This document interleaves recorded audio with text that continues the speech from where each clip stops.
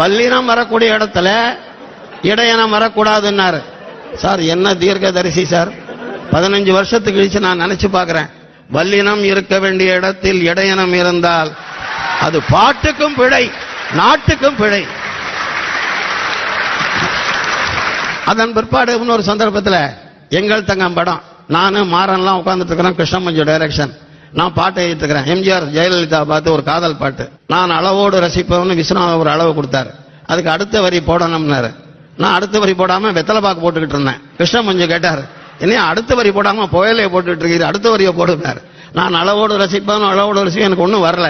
கலைஞர் அப்பதான் வந்தார். மாறன் சொன்னார், மாமா வராரியார்.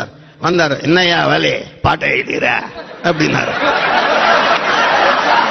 இல்ல அளவோடு ரசிப்பவன், அதுக்கு அடுத்த வரி புரியல. விசு டியூனா வாசினார். நான் அளவோடு ரசிப்பவன்.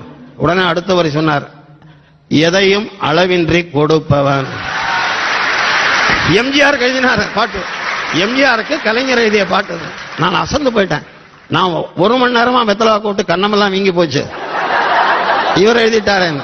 10 நாள் கழிச்சு எம்ஜிஆர் சத்யா இதுல வாகினி ஸ்டுடியோல பார்த்தேன். எம்ஜிஆர் என்ன கட்டி பிடிச்சு முத்தம் கொடுத்தார்.